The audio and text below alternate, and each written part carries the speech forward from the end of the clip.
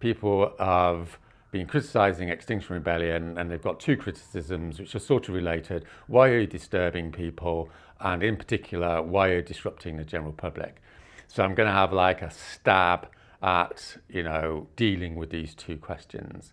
So the first thing to say is that everything I'm going to say in this video does not make sense unless you understand the science. And by understand the science, I mean emotionally have worked through the science. It's not like some superficial, yeah, I know climate change is a problem. It's more like I am shitting myself because I've looked at the science and,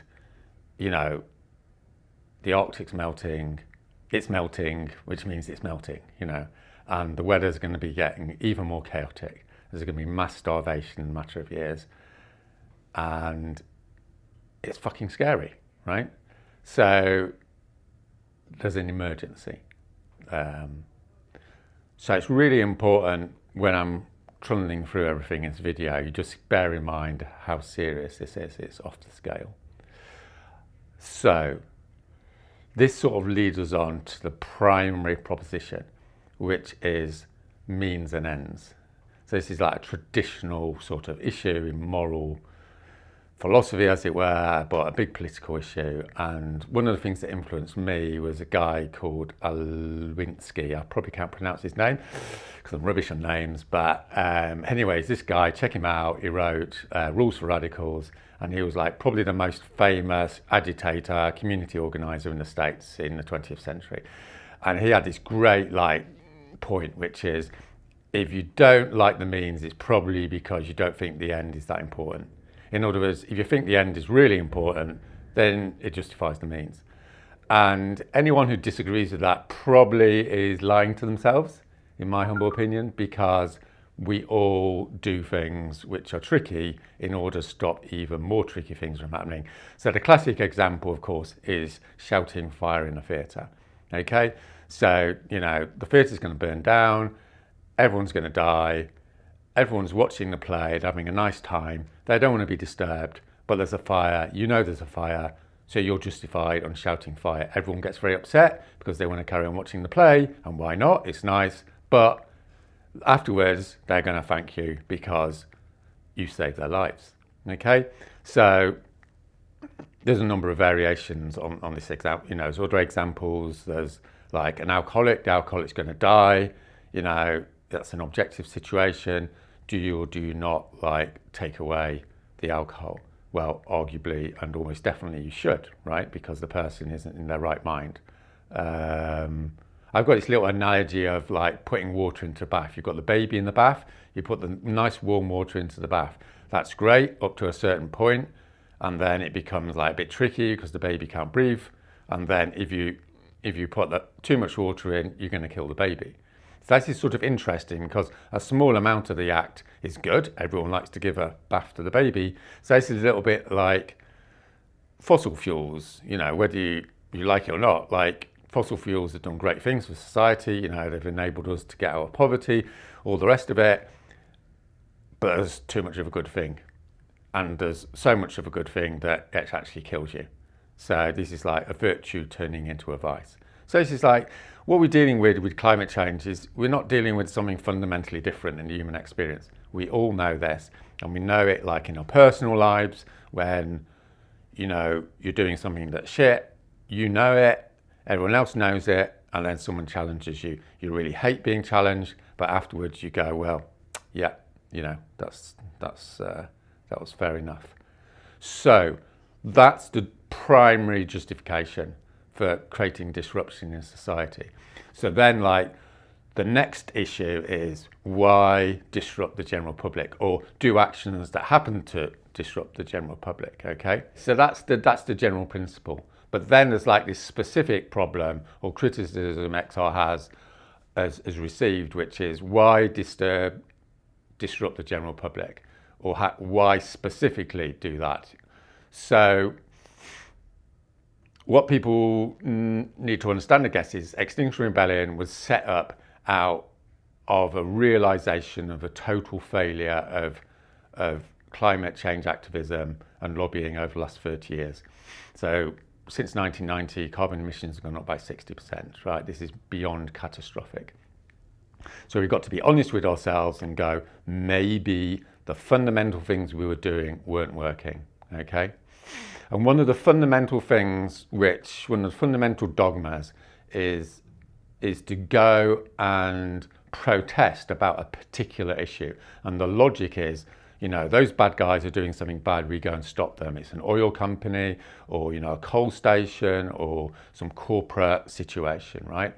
And we all know the general gist, these activists turn up, they do some, protest or some direct action, and the idea is we sort out that problem. Now, that hasn't worked, right? Because we know the carbon emissions around the world are going up. So the point of what Extinction Rebellion has been thinking is it has to be bigger and broader, okay? So we're locking into a new sort of tradition.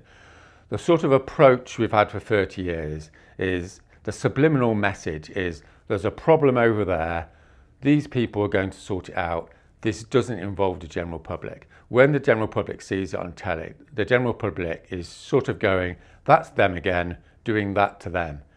The message is, it doesn't involve me, okay? So I'm not saying that's like bad necessarily, but the fact of the matter is it hasn't worked.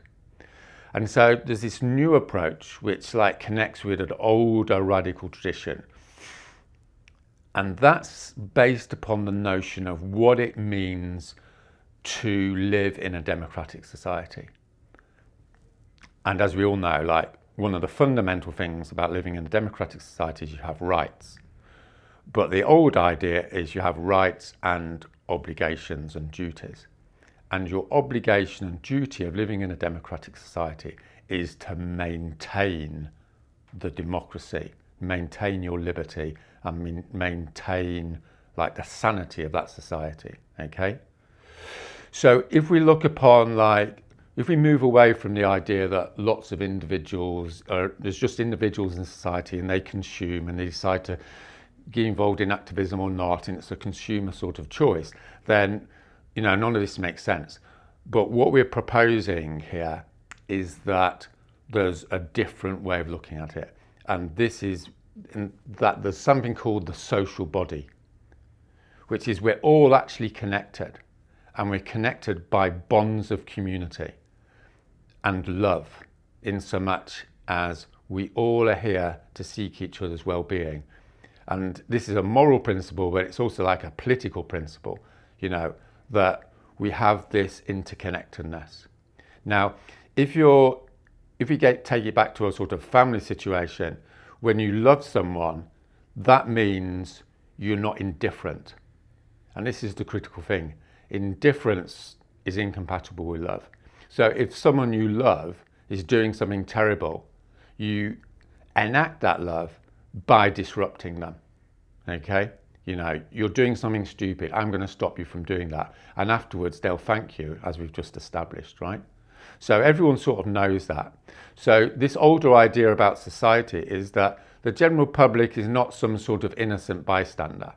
The general public has obligations, and it's justified to disturb the general public when the general public is not enacting their social obligation to maintain the sustenance and continuation of society, let's put it like that. And so this old idea, which is, has a right wing and a left wing orientations, but the older idea is that we all need to act together to maintain a civilized and democratic society. So what does that mean? It sort of means that we're not going to do lobbying on behalf of the public. We're trying to get the public to mobilize.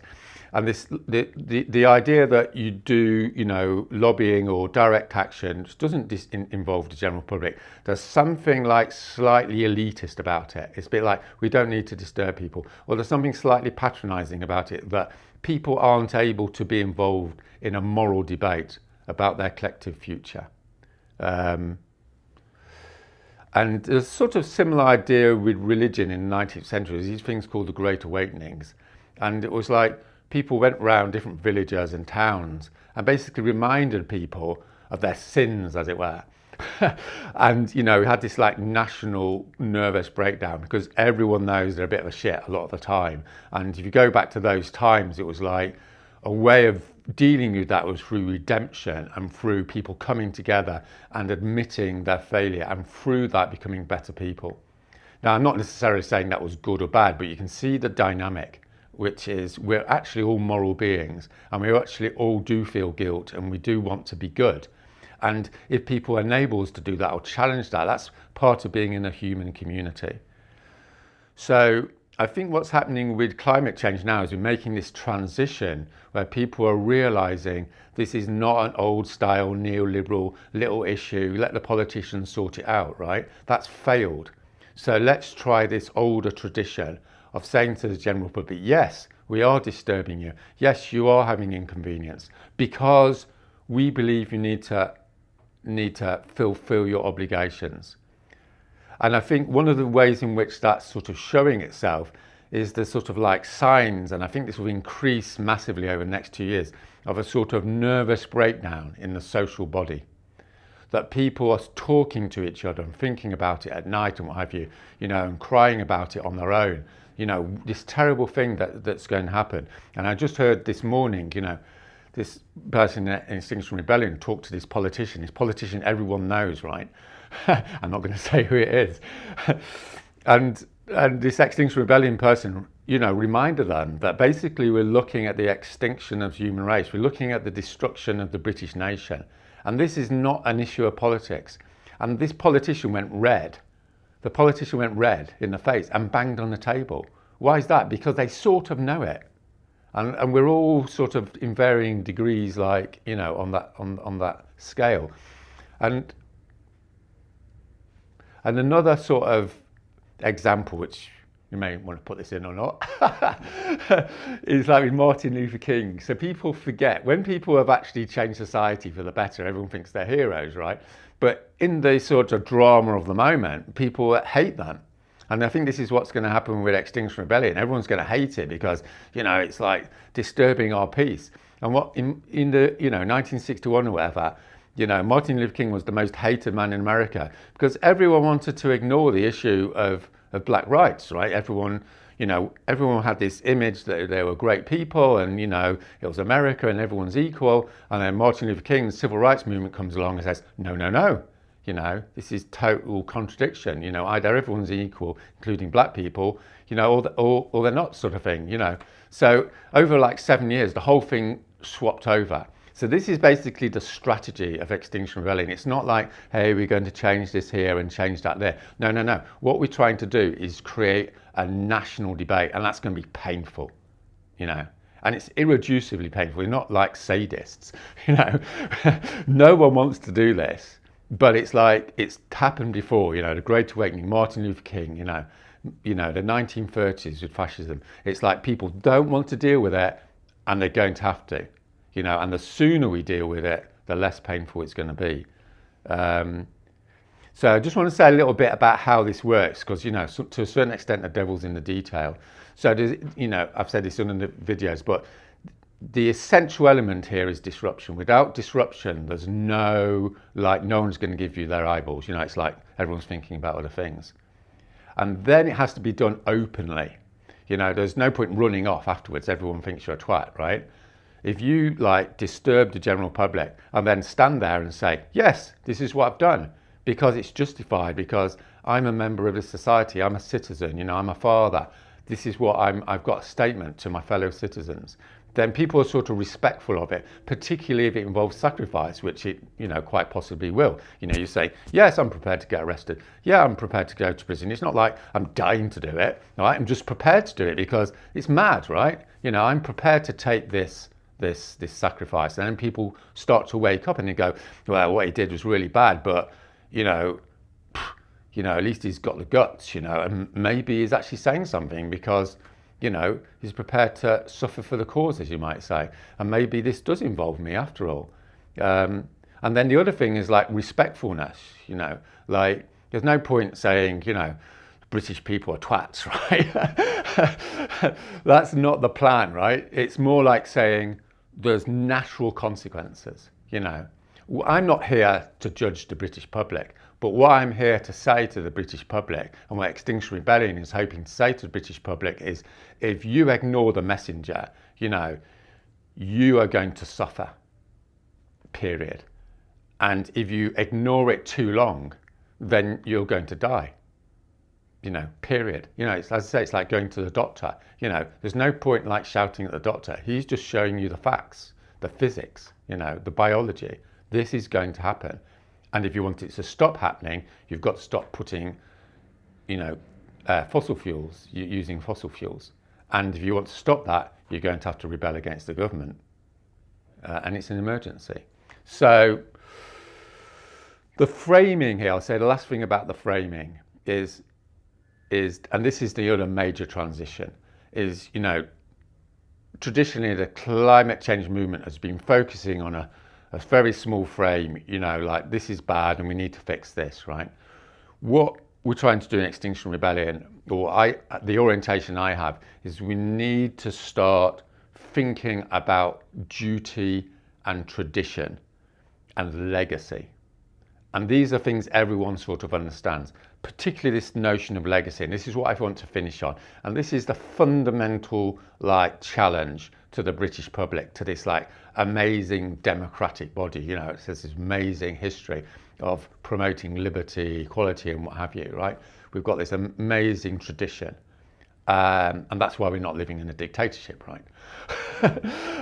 Yet. So it's basically saying, what do you want to leave? What's the legacy of this generation? Is the legacy of this generation going to be the destruction of the next generation? Really think about that, And that's whether you're right wing or left wing, we all know the answer, which is no way. No way do we want to go down as the most stupid, immoral, criminal generation. Because we know, right? We know what's happening now. People just watch this video. Anyone watching this video knows it's got to the end of it. So, it's all systems go, disrupt the general public, have this debate, and let's see some major transformation.